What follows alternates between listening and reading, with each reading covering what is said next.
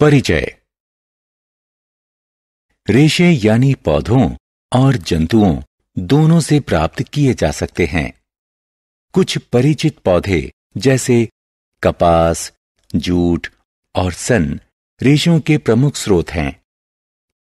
रेशों के कुछ प्रमुख जंतु स्रोत हैं भेड़, बकरी, ऊंट, एल्पेका और लामा। यदि हम कीटों को जंतुओं से भिन्न माने तो रेशम कीट को फाइबर के कीट स्रोत के रूप में वर्गीकृत कर सकते हैं।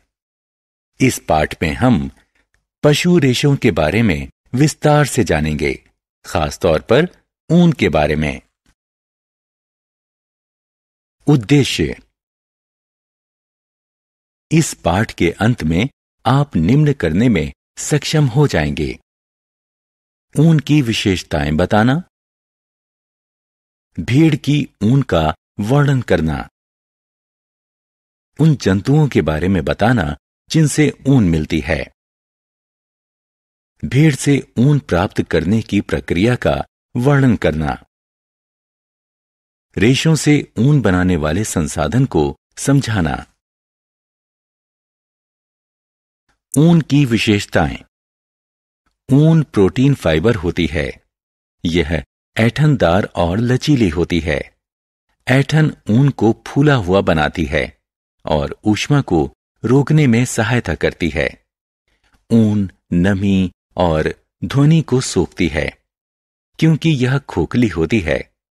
साधारणतया ऊन क्रीम जैसे सफेद रंग की होती है, लेकिन यह काला, भूरा या चांदी जैसे रंग में भी हो सकती है। ऊन हाइपो एलर्जिक होती है। दूसरे शब्दों में यह मनुष्यों में कम एलर्जी उत्पन्न करती है। भेड़ की ऊन। ऊन का मुख्य स्रोत भेड़ है। ऊन प्रदान करने वाले जंतुओं के शरीर पर बालों का मोटा कोट होता है। उनके बाल बहुत सी हवा को रोक लेते हैं। क्योंकि हवा ऊष्मा की कुचालक होती है, इसीलिए बाल जंतु को शुष्क और गर्म रखते हैं, जो ठंडी और कठिन जलवायु में जीने में सहायता करते हैं। भेड़ की बालों वाली त्वचा में 2 प्रकार के रेशे होते हैं: कड़े गलमुच्छे वाले बाल और त्वचा के महीन मुलायम बाल। महीन बाल ऊनी कपड़े बनाने में प्रयुक्त होते हैं और कड़े बालों का प्रयोग गलीचा बनाने में होता है। जंतु जो ऊन उत्पन्न करते हैं। भेड़ के अलावा कई अन्य जंतु भी ऊन का उत्पादन करते हैं। ये जंतु हैं याक। याक की ऊन तिब्बत और लद्दाख में सामान्य है। अंगोरा बकरी। यह पहाड़ी क्षेत्रों जैसे जम्मू एवं कश्मीर में पाई जाती हैं। इससे प्राप्त ऊन को अंगूरा ऊन कहते हैं। कश्मीरी बकरी।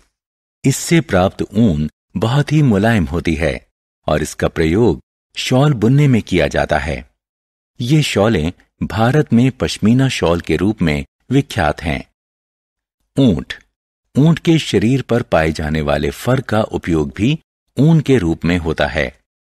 लामा और एल्पेका दक्षिण अमेरिका में पाए जाते हैं और ऊन का उत्पादन करते हैं।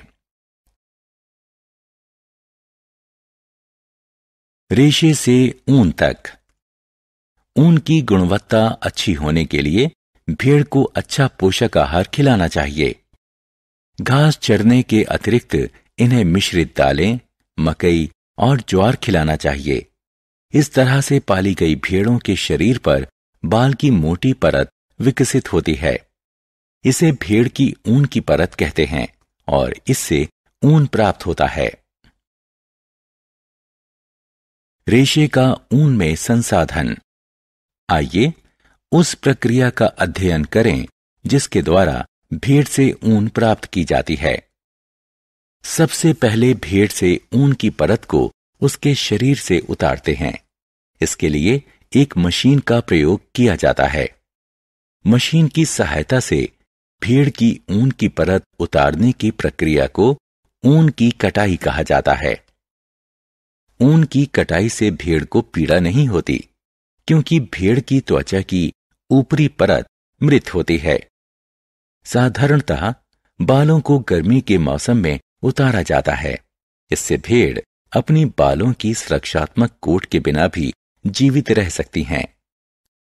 इसके बाद भेड़ की बाल के साथ उतारी गई त्वचा को जल कुंड में अच्छी तरह से धो लेते हैं। यह प्रक्रिया चिकनाई, धूल और गर्द निकालने के लिए की जाती है। इस प्रक्रिया को अभिमार्जन कहते हैं। धुली हुई बाल वाली त्वचा की परतों को कारखानों में भेज दिया जाता है, जहां उन्हें विभिन्न बनावट के अनुसार अलग अलग रखा या वर्गीकृत कर दिया जाता है। रेशों को विभिन्न रंगों में रंगा जाता है, क्योंकि भेड़ की ऊन वाली परत काली, भूरी और सफेद रंग की होती है।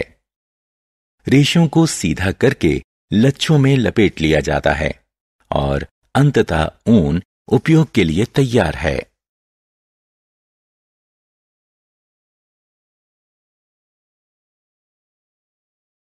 सारांश।